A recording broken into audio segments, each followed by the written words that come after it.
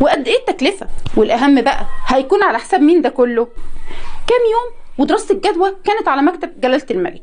والمفاجأة بقى، المفاجأة كانت في رقم تكلفة تركيب التكييفات دي اللي طلعت حوالي 1,200,000 جنيه.